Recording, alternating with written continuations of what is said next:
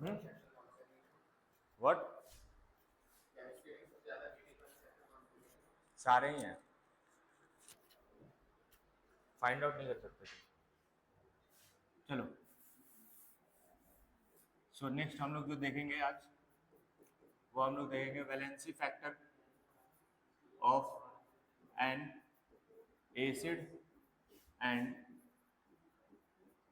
Basis. किसका? Involve in, which is involved in acid base reactions,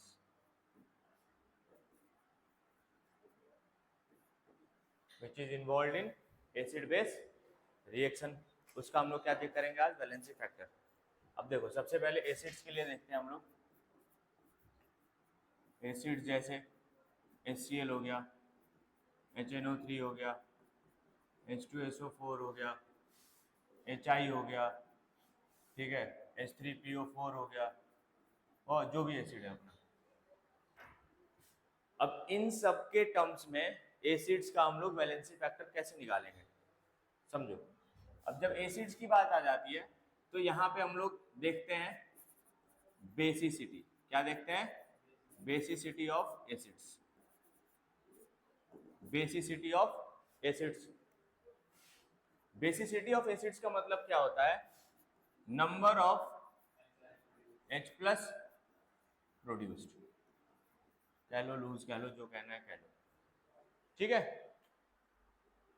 clear है। अब basicity के बेसिस पे तीन तरीके के एसिड होते हैं। क्या? मोनो एसिडिक, या फिर ये रहने दो, इससे अच्छा है डायरेक्ट देख लेते हैं हम लोग, देख लेते हैं, डायरेक्ट समझते हैं, कोई दिक्कत वाली बात नहीं है। अब जैसे HCl है, कितना आयन प्रोड्यूस करेगा? एक। दैट्स वाई इसका वैलेंसी फैक्टर कितना होगा? 1। HNO3 है, कितना आयन प्रोड्यूस करेगा? H प्लस, एक, तो वैलेंसी फैक्टर भी 1। H2SO4 है, कितना आयन प्रोड्यूस करेगा H प्लस का? 2, दैट्स वाई वैलेंसी फैक्टर भी 2। H3PO4 है, कितना आयन प्रोड्यूस करेगा? 3, दैट्स वाई वैलेंसी फैक्टर भी 3। अब जैसे मान लो कि कोई एक एसिड जैसे H3PO4 ही है, ये कन्वर्ट हुआ है H plus plus H2PO4 minus में, H plus plus H2PO4 minus में, ठीक है। अब मैं तुमसे पूछूं कि इसकी वैलेंसी फैक्टर बताओ, क्या बताओगे? 1। क्लियर है? अभी तक एक ही आयन प्रोड्यूस किया है, 2 हाइड्रोजन आयन इसके साथ ही है। समझ में आया? तो ये होता है वैलेंसी फैक्टर फॉर क्या? एसिड्स। अब आते हैं थोड़ा सा देखते हैं वैलेंसी फैक्टर फॉर बेसिस के लिए।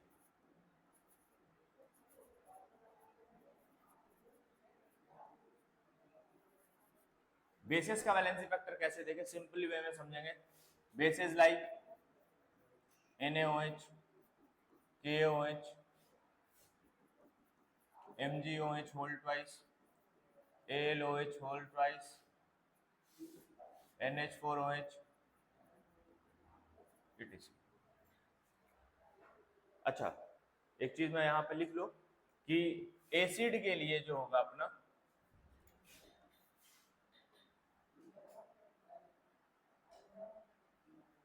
एसिड के लिए जो अपना होगा valency factor for acids equals to number of H plus lose और OH minus gain. Number of H plus lose या फिर OH माइनस गेन। वही मैं बेसिस की बात करूं, जैसे बेसिस के लिए क्या देखें? जैसे एसिड के लिए बेसिसिटी देखते थे, वैसे बेसिस के लिए एसिडिटी देखेंगे। Acidity of basis. जैसे NaOH है, कितना OH माइनस प्रोड्यूस करेगा? 1, दैट्स वाई वैलेंसी फैक्टर भी क्या हो गई इसकी? 1।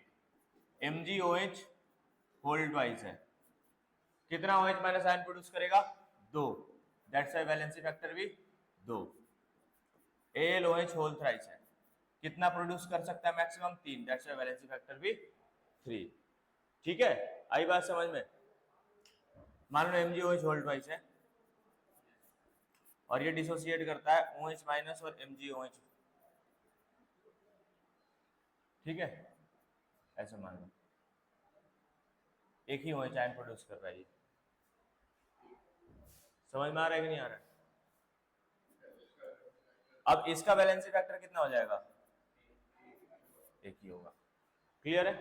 तो जैसे एसिड के लिए हम लोगों ने लिखा, वैसे ही बेसिस के लिए भी लिखेंगे कि वैलेंसी फैक्टर फॉर बेस क्या हो जाएगा?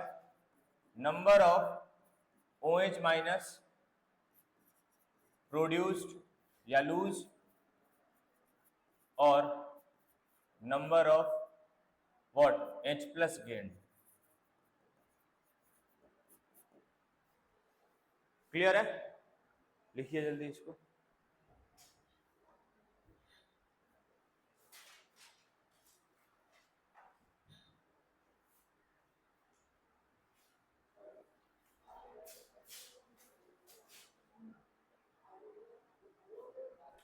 हाँ भाई, तो एक चीज ये समझ लेना कि यहाँ पे जैसे आप लोग देखो H3O4 का भाई वैलेंसी फैक्टर 1 है, क्यों? क्योंकि एक H प्लस लूज किया, एक ही H प्लस लूज किया है। यहाँ पे 3 क्यों लिखा है? क्योंकि मैक्सिमम कितना लूज कर सकता है? 3H प्लस, दैट्स व्हाई इसका वैलेंसी फैक्टर 3 है। क्लियर है? चलो बढ़ते हैं आगे। अब देखो मैंने क्या कहा था कि हम लोग एसिड बेस का देखेंगे valency factor in acid base reaction, in acid base reaction. तो आइए थोड़ा उसको थोड़ा एग्जांपल्स के तौर पे बहुत थोड़ा और अच्छे से समझते हैं हम लोग। ठीक है, जैसे मान लो HCl है, ठीक है, इसको NaOH के साथ रिएक्ट करा दो, क्या बन जाएगा? NaCl। अब यही अगर मैं पूछूं कि इसका वैलेंसी फैक्टर कितना हो गया, तो कितना बोलोगे? 1। और मैं यही पूछ दूं इक्विवेलेंट वेट ऑफ HCl बताओ, तो कितना आ जाएगा? मॉलिक्यूलर वेट 1 + 35.5 अपॉन में वैलेंसी फैक्टर, ये क्या आ जाएगा इसका? Equivalent weight. आई बात समझ में? अब एक ही सब्सटेंस के अंदर जैसे मान लो कोई एक कंपाउंड है, वो अलग अलग वैलेंसी फैक्टर शो कर सकता है अपना। जरूरी नहीं कि उस सब्सटेंस का वैलेंसी फैक्टर सेम ही है, उस कंपाउंड का वैलेंसी फैक्टर सेम ही रहेगा।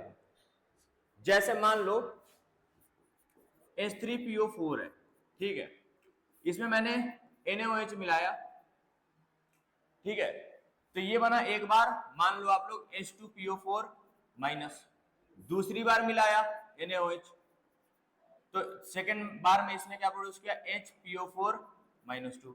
फिर मिलाया NaOH, तो प्रोड्यूस किया क्या? PO4 -3। इन सारे केसेस में वैलेंसी फैक्टर वैरी करेगा। इस केस में वैलेंसी फैक्टर कितना होगा? 1। इस केस में वैलेंसी फैक्टर कितना होगा? 2। और इस केस में वैलेंसी फैक्टर कितना होगा? 3। आई बात समझ में? क्लियर है? वैसे अगर मैं देखूं, मान लो हमारे पास है BaOH होल ट्वाइस, ठीक है, इसको मैंने HCl के साथ रिएक्ट करा दिया।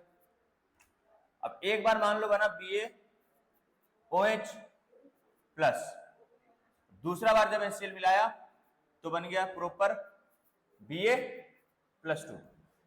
अब मैं इसकी वैलेंसी फैक्टर पूछ दूं इस वाले केस में, तो कितना बोलोगे? 1। कितना OH माइनस लूज किया है? 1। इस केस में वैलेंसी फैक्टर कितना हो जाएगा? ये इसका 2। आई बात समझ में? अब एक और कुछ एग्जांपल्स लेते हैं। जैसे AlOH होल थ्राइस है, ठीक है, इसमें मैंने क्या किया? HCl मिलाया, तो देखो क्या बना सकता है? पहले बना लेगा AlOH होल ट्वाइस Cl, दूसरी बार मिलाया क्या बना लेगा? AlOH Cl2, फिर तीसरी बार मिलाया, ठीक है, तो क्या बन जाएगा? AlCl3। मान लो एक और बार मिलाया, अब HCl, चौथी बार, खत्म हो गया ना? अब फिर से क्या मिला दिया? HCl। अब तो सर किसको ही सब्स्टिट्यूट करेगा बताओ? अब क्या बना लेगा? AlCl4 माइनस,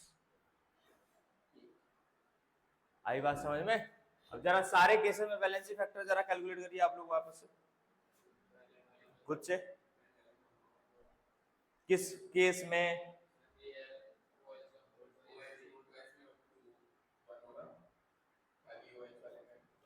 सॉरी ये उल्टा लिख दिया मैंने, एल ओ एच 4, ठीक है। हाँ तो बताओ इसमें कितना हो जाएगा वैलेंसी फैक्टर? 1।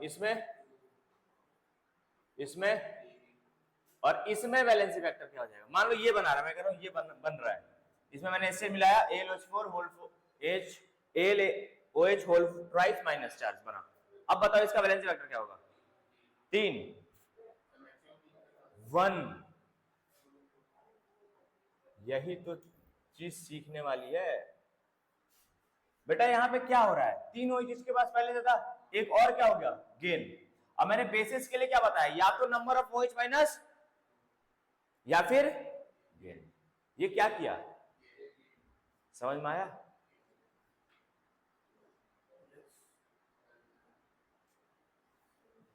ठीक है, ये रिएक्शन इसको ऐसे चेंज कर सकते हो। मान लो इसमें NaOH मिला है जब, तब की बात है। OH माइनस गेन कैसे करेगा? जब इसमें NaOH, अरे एक बेस में और बेस मिला दिया तो OH गेन ही करेगा ना, हाँ कि ना? क्लियर है? चलिए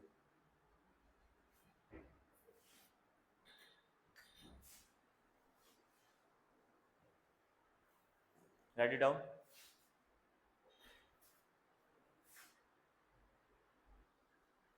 आइए कुछ और एग्जांपल्स भी देखते हैं। जैसे मान लो ये आपके पास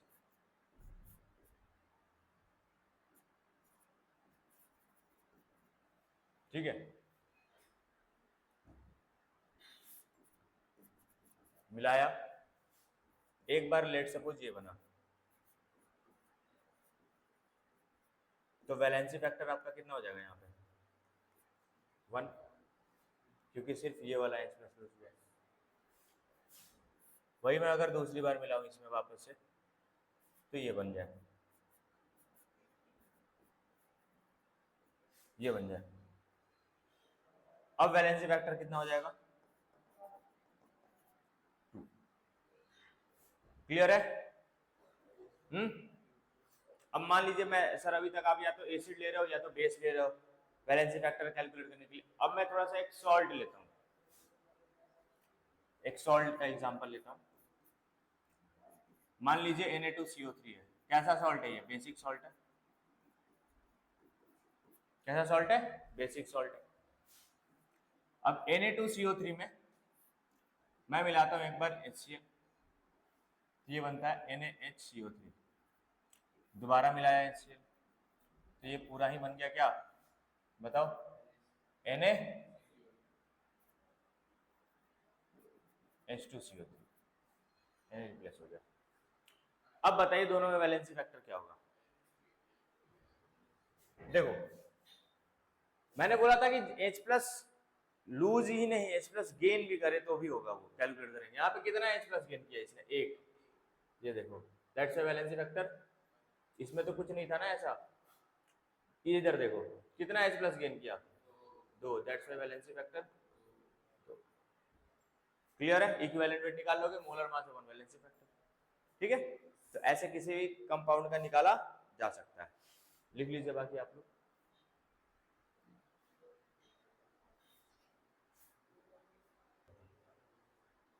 चलिए क्लियर हो गया? अभी तक हम लोगों ने कहां वैलेंसी फैक्टर निकालना सीखा? सबसे पहले हम लोगों ने देखा आयनिक कंपाउंड में वैलेंसी फैक्टर कैसे निकालते हैं स्टार्टिंग में, ठीक है। फिर नॉर्मल कंपाउंड्स में कैसे निकालते हैं, फिर एसिड बेस रिएक्शंस में, ठीक है। अब हम लोग चौथा जो हमारा देखेंगे वैलेंसी फैक्टर का, इन रेडॉक्स रिएक्शन। इन रेडॉक्स रिएक्शंस वैलेंसी फैक्टर कैसे निकालते हैं, तो ये ध्यान रखिएगा। रेडॉक्स रिएक्शन में बेसिकली अगर मैं बात करूं तो इन हाफ सेल रिएक्शंस, इन हाफ सेल्स रिएक्शन की मैं बात कर रहा हूं। हाफ सेल होता है ना, उन रिएक्शंस की बात कर रहा हूं मैं। तो valency factor in redox reaction is calculated by change in, कैसे कैलकुलेट होता है? By change in oxidation number of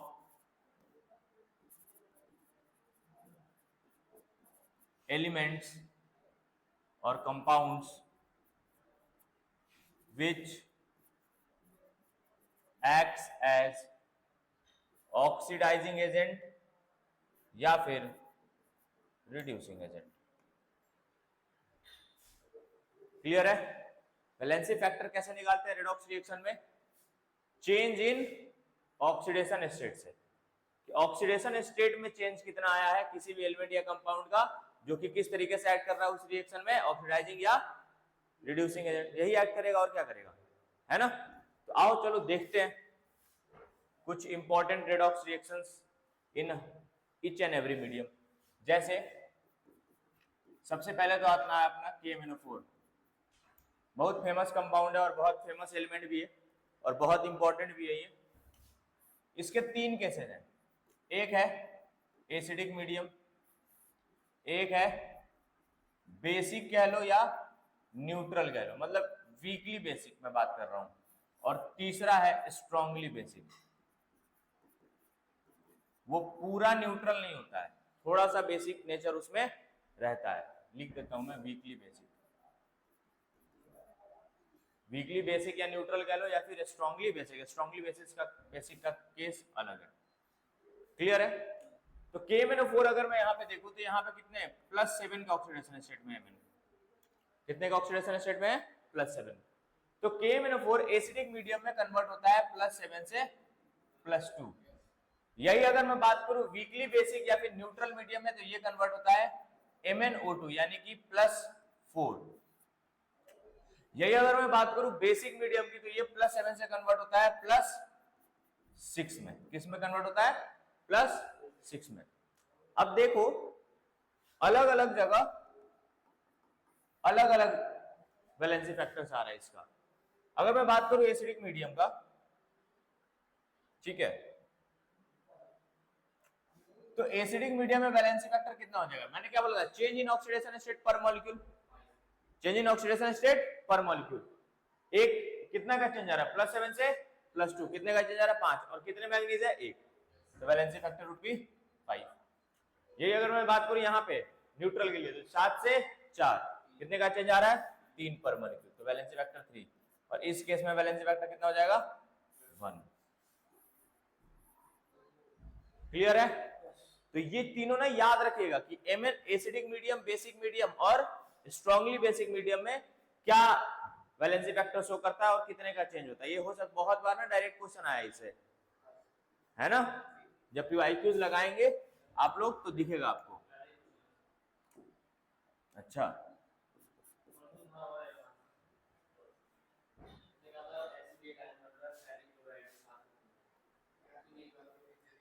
कब देखा तुम ये क्वेश्चन?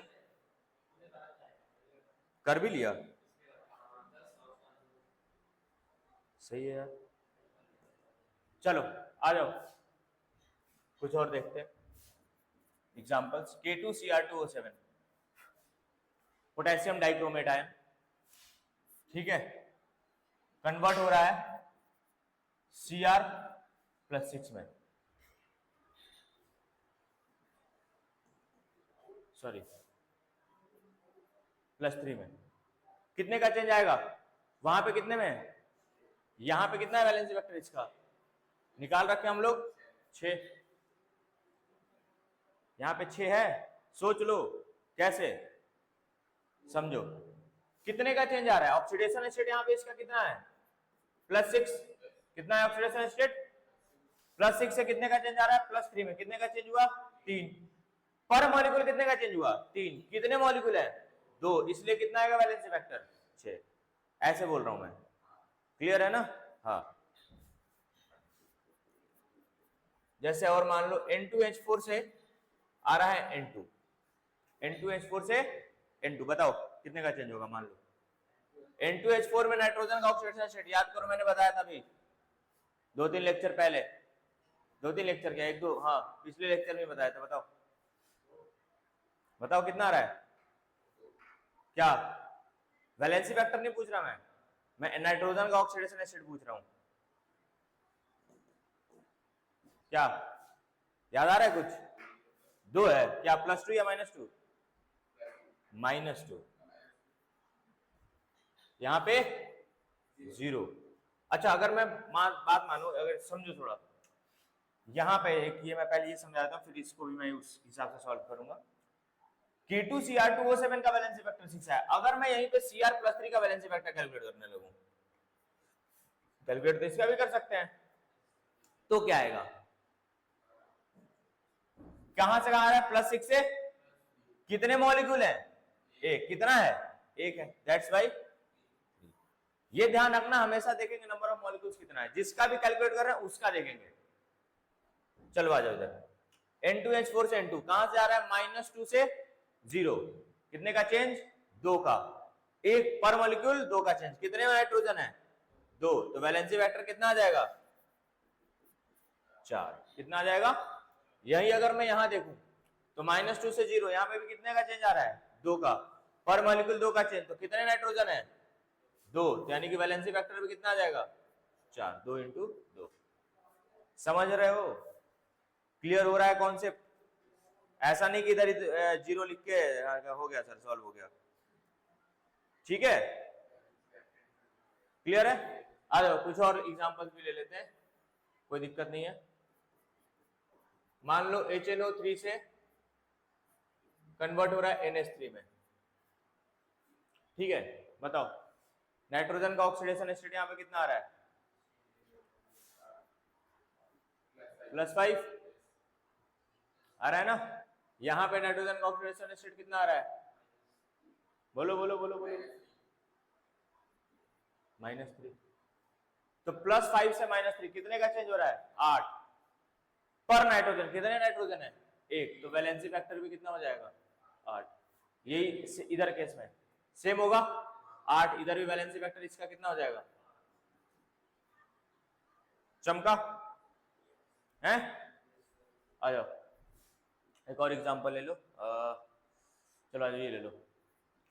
SnCl2 से I2 बन रहा है, तो SnCl4 + I- मान लो। चलिए बताइए, यहां पे Sn ऑक्सीडेशन स्टेट, ठीक है? अरे Cl पहले से माइनस में, यार कैसी बात कर रहे हो? I2 0, यहां पे Sn,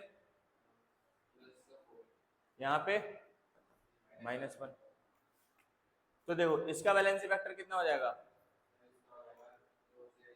2, क्योंकि पर मॉलिक्यूल कितने का चेंज आ रहा है? 2 का चेंज आ रहा है, कोई दिक्कत वाली बात नहीं है। और एक ही Sn है, एक ही Sn है।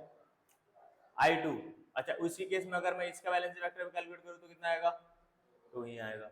I2 का 0 से -1, तो वैलेंसी फैक्टर कितना हो जाएगा? 2, क्योंकि 0 से -1 कितने का चेंज आया?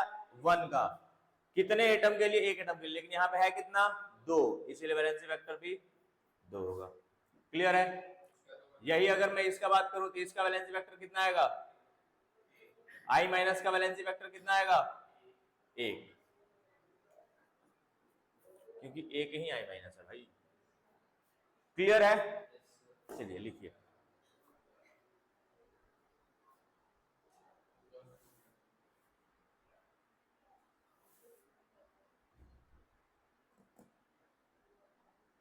चलिए तो ये कुछ इंपॉर्टेंट क्वेश्चंस और हम लोग करते हैं, ठीक है? आ जाइए। Fe3O4 से Fe2O3, यहाँ पे अगर मैं बात करूं आयरन का ऑक्सीडेशन स्टेट पहले भी निकाल रखा हमने, कितना आता है? 8/3। यहाँ पे अगर मैं बात करूं कितना आएगा? +3। अब देखिए +8/3 से 3 कितने का चेंज हुआ? 3 - 8/3 कितना आ गया? 1/3। एक मॉलिक्यूल में कितने का चेंज? 1/3। कितना आयरन है यहाँ पे? 3, तो इंटू 3 कितना हो जाएगा वैलेंसी फैक्टर? 1। ये अगर मैं बात करूं यहाँ तो चेंज कितना आ रहा है? कि चेंज कितना आ रहा है? 1/3। और कितने आयरन है 2, तो कितना हो जाएगा 2/3, वैलेंसी फैक्टर वुड बी 2/3। समझ में आ रहा है? अब देखिए यहाँ पे कोऑर्डिनेशन कंपाउंड देखते हैं, बहुत इंपॉर्टेंट क्वेश्चन है, ठीक है। आइए इसको समझते हैं कैसे करना है। जैसे यहाँ पे K4FeCN6 में Fe का कितना होता है +2, यहाँ पे आप लोगों ने निकाला भी होगा। अब सिर्फ यहीं पे रुकना नहीं है, इसके हर एक एलिमेंट का हमें क्या निकालना होगा, ऑक्सीडेशन स्टेट, तभी जाके इसका पूरा वैलेंसी फैक्टर हम लोग कैलकुलेट कर पाएंगे। देखिए कार्बन यहाँ पे कितने में होता है +2, नाइट्रोजन कितने में होता है -3। कार्बन कितने में होगा यहाँ पे +2, नाइट्रोजन कितने में होगा -3 में। अब देखो, तो सर आपने पोटेशियम का कैलकुलेट क्यों नहीं किया? बेटा प्रोडक्ट साइड में पोटेशियम का दिख रहा है, तो लिख के क्या करेंगे, आई बात समझ में? अब देखो आयरन +2 से किधर जा रहा है +3, पर मॉलिक्यूल कितने का चेंज है, और कितना आयरन है 1, तो वैलेंसी फैक्टर देखते हैं 1 प्लस। कार्बन +2 से कितना जा रहा है, यहाँ पे कार्बन कैलकुलेट करो कितना हो जाएगा +4, +2 से +4 कितने कार्बन है 1, तो कितने का चेंज हुआ 2 का, 1 + 2, क्लियर है। प्लस नाइट्रोजन, देखो नाइट्रोजन यहाँ पे कितना है -3, यहाँ पे कितना है नाइट्रोजन, जल्दी बताइए कितना आ जाएगा +5, तो कहां से कहां जा रहा है -3 से +5, कितने का चेंज 8 का चेंज। कितने नाइट्रोजन है, अब देखो यहाँ पे कार्बन में कितने थे 6 थे, समझ में आया, तो कितना हो जाएगा 12, अरे 2 से 4 2, और कितने कार्बन है 6, तो इसलिए 12। वैसे ही नाइट्रोजन कितने का चेंज 8, कितने नाइट्रोजन है, तो वैलेंसी फैक्टर 48, जोड़ दो कितना आ गया 50, एक 60, एक 61, आई बात समझ में 61। अब अगर मैं बोल दूं कि इसका इक्विवेलेंट वेट कैलकुलेट करके क्या था, molar mass upon 61, molecular weight upon 61, समझ में आया कैसे कैलकुलेट करते हैं बैलेंस। वैसे इधर का भी कर लोगे, कोई दिक्कत तो नहीं आएगी। चलिए आइए नेक्स्ट क्वेश्चन देखते हैं, ट्राई कर लीजिएगा आप लोग इसमें, ठीक है। बेरियम कितने में होता है यहाँ पे +2 में है, सल्फर कितने में है -2 में है, कार्बन कितने में है +4 में है, ये ध्यान रखिए 2 है, ठीक है ना। और नाइट्रोजन कितने में है बताइए, नहीं बताइए थोड़ा एक बार, कितने में नाइट्रोजन -3 में ही है, ठीक है। अब जरा कैलकुलेट कर लीजिए इधर, पहले इधर सल्फर का चार्ज कर, यहाँ पे सल्फर कितने में है +6, बेरियम तो +2 में है, और किसका है कार्बन, यहाँ पे कार्बन कितने में है, बताओ बताओ बताओ बताओ जल्दी, फिर वही बात, सोचो जरा जल्दी, अरे यार -2 कैसे आएगा, और ये नाइट्रोजन सिंपल, ठीक है। अच्छा अब कैलकुलेट कर लो, आ जाओ इसका ही पूरा वैलेंसी वेक्टर कैलकुलेट करते हैं, कितना आ रहा है वैलेंसी वेक्टर इसका, देखो बेरियम +2 से +2 0, कोई चेंज नहीं है। सल्फर -2 से +6, कितने सल्फर है, कितने सल्फर है 2, तो +2 से -6 कितने का चेंज है 8, तो डायरेक्ट कितना हो जाएगा 16, एक मॉलिक्यूल में 8 का चेंज, तो 2 का 16। कार्बन +4 से कितने का चेंज 2 का, कितने कार्बन है, तो कितना हो जाएगा 4, प्लस नाइट्रोजन -3 से, लेकिन तो 0 ही नहीं, कितना हो गया टोटल, कितना हो गया टोटल 20, क्लियर हो गया। अच्छा ये AS2S3 है, ये मैंने पहले बता रखा है, क्या क्रिस क्रॉस मेथड से वैलेंसी जाती है, इस पे कितना आ जाएगा आर्सेनिक पे +3, और सल्फर पे आ जाएगा -2, क्लियर है। वैसे ही यहाँ पे कैलकुलेट कर लो आर्सेनिक का, कितना आ जाएगा 8 8 2, ठीक है, और इधर में से +5, ऐसे भी देख लो most common oxidation state arsenic का कितना होता है +3 या +5, यहाँ पे +3 में, यहाँ पे +5 में। यही मैं बात करूं सल्फर कितना है, बोलो सीधे सीधे दिख रहा है, क्लियर है, कोई दिक्कत नहीं है, कैलकुलेट कर लो वैलेंसी फैक्टर। +3 से किधर गया +5 में, कितने का 2 का चेंज, कितने का चेंज आया ऑक्सीडेशन स्टेट में 2 का, पर मॉलिक्यूल 2 का चेंज, कितने आर्सेनिक है 2, कितने आर्सेनिक है 2, तो कितना हो जाएगा, पहले तो हो जाएगा आर्सेनिक का 4 प्लस सल्फर का कितने का चेंज -2 से +6, 8 का चेंज, कितने सल्फर है भैया 3, तो कितना हो जाएगा, तो कितना हो जाएगा टोटल वैलेंसी फैक्टर, क्या क्लियर हुआ है ना। तो ये हाफ सेल्स के जितने भी टाइप के क्वेश्चंस कवर हो सकते थे मैंने कराए, ठीक है। अब हम लोग नेक्स्ट जो टॉपिक देखेंगे वो होगा full balanced reaction, valency factor of a full balanced reaction, clear है, नोट कर लीजिए इसको। चलिए, तो हम लोगों ने हाफ सेल रिएक्शन तक देख लिया था, उसके बाद हम लोग कंप्लीट रिडॉक्स रिएक्शन के लिए अब देखेंगे फॉर जो हमारा बी पार्ट है, for complete redox reaction. Complete redox reaction के लिए पहले एक एग्जांपल लेते हैं हम लोग और उससे समझते हैं कि कैसे ये पॉसिबल होगा।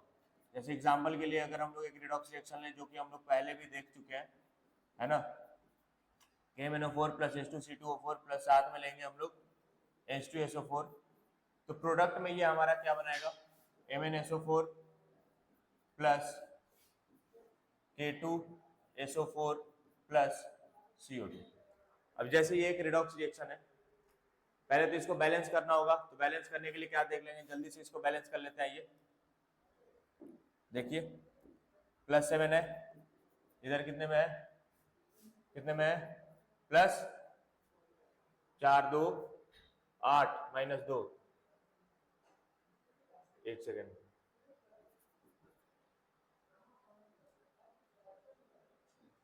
+-8,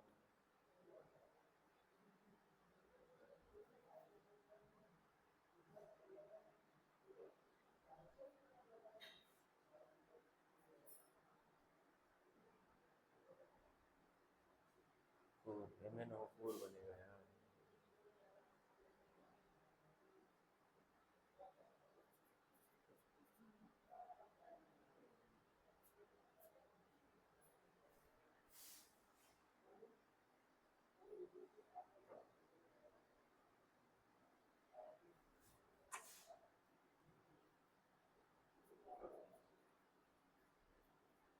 सेमी बनेगा, ठीक है।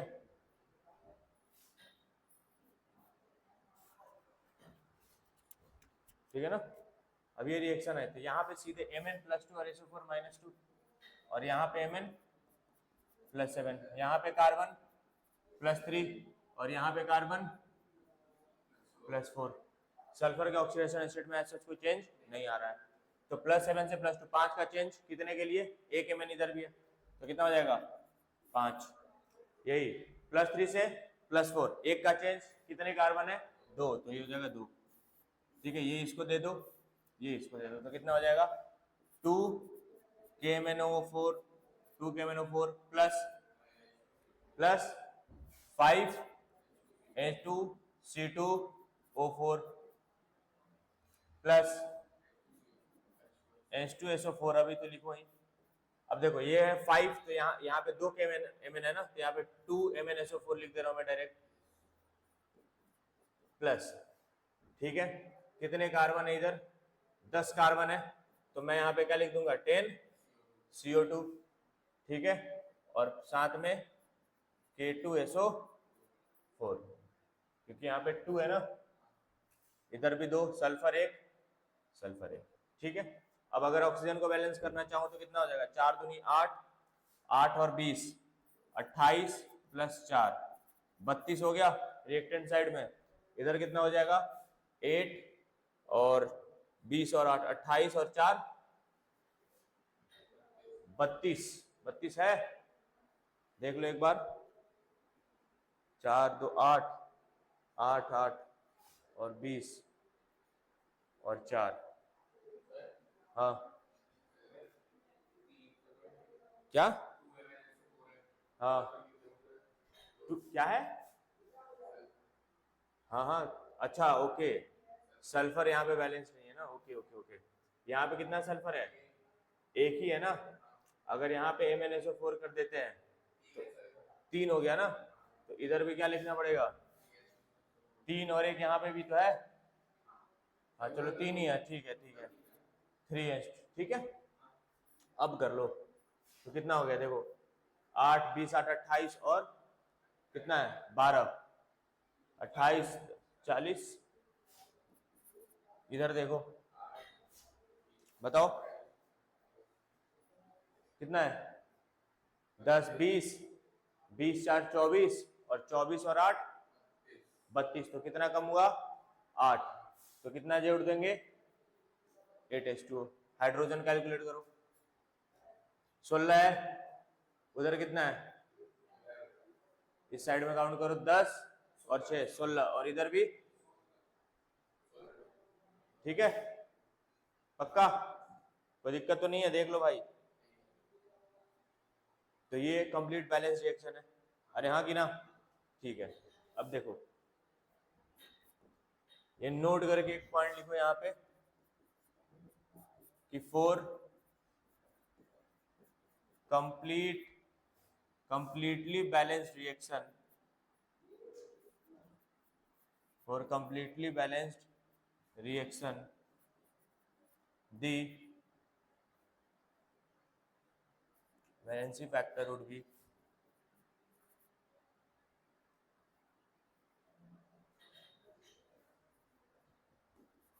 will be divided by its stoichiometry coefficient, लिखिए इसको,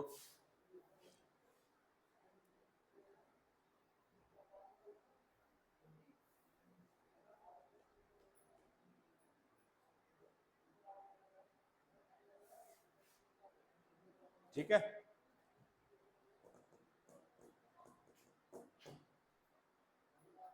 अच्छा एक सेकेंड, जो वैलेंसी फैक्टर है वो डिवाइड नहीं हो, जो टोटल नंबर ऑफ इलेक्ट्रॉन्स होंगे ना, जो टोटल नंबर ऑफ इलेक्ट्रॉन्स होंगे जो रिएक्शन में इन्वॉल्व होंगे वो डिवाइड होगा for a balance chemical reaction, valency factor को निकालने के लिए, ठीक है। यहाँ पे स्टेटमेंट में थोड़ा सा चेंज कर लीजिएगा आप लोग, for a balanced chemical reaction of 2 half cells valency factor would be total number of electrons divided by its stoichiometric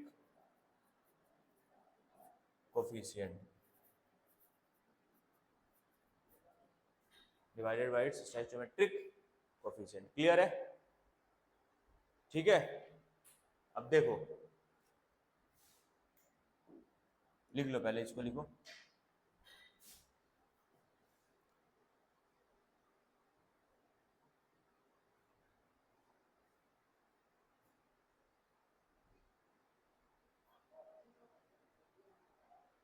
हो गया, तो निकाले वैलेंसी फैक्टर ना।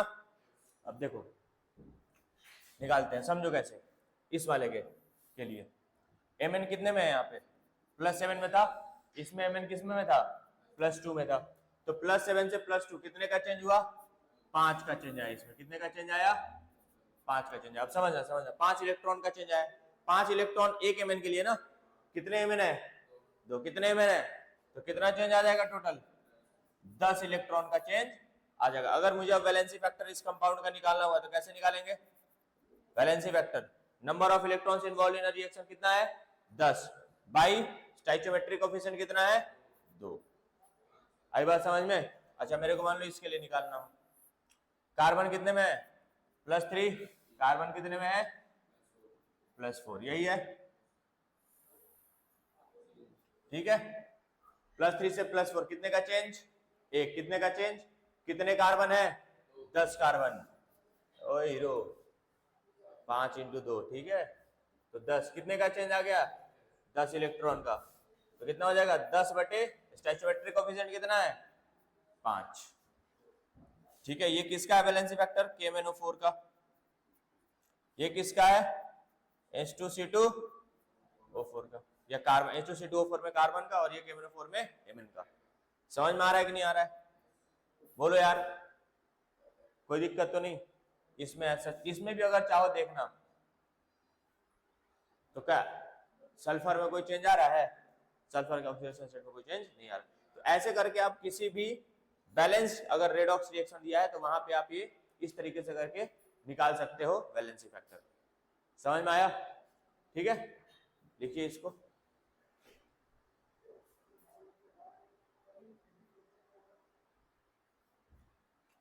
आइए नेक्स्ट बढ़ते हैं आगे, और जो हमारा नेक्स्ट हेडिंग है valency factor of a disproportionation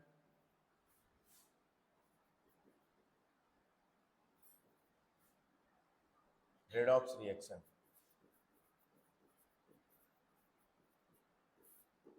valency factor of a disproportionation redox reaction. अब मान लो कोई डिसप्रोपोर्शनेशन रेडॉक्स रिएक्शन दिया है तो उसके लिए जो वैलेंसी फैक्टर होगी, मैं पहले फॉर्मूला बता देता हूं, ठीक है, फिर उसके बाद जो है हम लोग एग्जाम्पल से देखेंगे।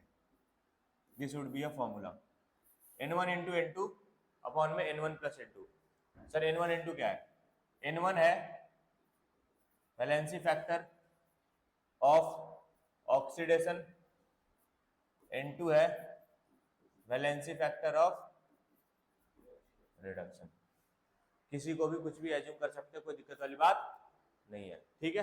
एग्जांपल ले लो एक रिडॉक्स रिएक्शन का, जैसे मान लो 2Br2 gives Br minus plus BrO3 minus. यही है डिसप्रोपोर्शनेशन रिडॉक्स रिएक्शन, सबको दिख रहा है। इस 2Br को मैं डिसोसिएट करके ऐसे लिख सकता हूं, ठीक है, Br2 और Br2। अब देखिए समझिए, 0 0, ये 0 से कहां जा रहा है, इसमें कितने का, 0 से -1 कितने का चेंज, 1 का। कितना भी आ रहा है, 2 इंटू 1। समझ में आया? ये देखो यहाँ पे Br 0 में, यहाँ पे कितने में है, 6 5, कितने में है, +5, कितने का चेंज, 5, कितना भी आ रहा है, 2, एक Br के लिए 5 का चेंज, 2 Br के लिए 10 का। आई बात समझ में? अब ये हो गया N1, ये हो गया N2, किसी को भी मान लो तो N1 इंटू N2 कितना है, 2 इंटू 10 अपॉन में 2 प्लस 10, कितना आ गया, 20/12, तो कितना आ गया, 10/6, यानी कि 5/3। आई बात समझ में? ऐसा कोई भी तुम रेडॉक्स रिएक्शन लेके देख सकते हो, ठीक है।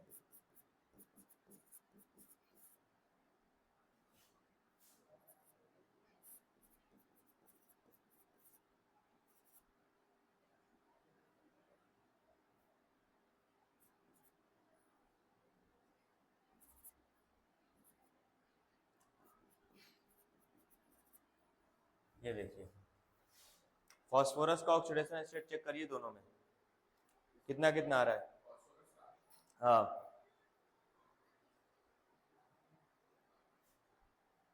चेक करिए।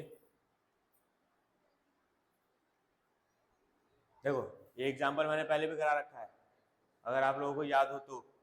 कितने का चेंज है, पहले में कितने दिख रहा है, पहले में कितना है ऑक्सीडेशन स्टेट, +5, कैसी बात कर रहा है यार, +1, अरे 2 दूनी 4, 4 में से 3 गया, ठीक है। अच्छा ये यहाँ से 2 हटा के, ये जो है, ये जो 2 है यहाँ से हटा के मैं एक H3PO2 यहाँ लिख दे रहा हूँ, कोई दिक्कत वाली बात नहीं है, ठीक है। यहाँ पे चेक करो, 4 8 3 5 +5, यहाँ पे चेक करो -3, तो देखो एक ऑक्सीडेशन एक रिडक्शन, ठीक है, यानी कि डिसप्रोपोर्शनेशन रिडॉक्स रिएक्शन तो है, ठीक है। अब चेक करो इसके लिए, +1 से कहाँ गया भैया, एक बार +5, कहाँ गया है, +5, तो देखो कितने का चेंज, 4 का चेंज, कितना फास्फोरस है, 1, तो 4 रहेगा। वही बात करूं यहाँ है तो +1 से कहाँ गया है, -3, कितने का चेंज, 4 का चेंज, कितने फास्फोरस है, 1, तो कितना ही होगा, 4। अब निकालो valency factor, 4 into 4 plus upon में 4 + 4, कितना हो जाएगा, 16/8, तो valency factor would be 2, valency factor would be 2 for what H3PO2 चमका। तो ये पूरा ही हम लोगों ने वैलेंसी फैक्टर निकालना सीख लिया हर एक केसेस में A से Z तक, ठीक है। चलिए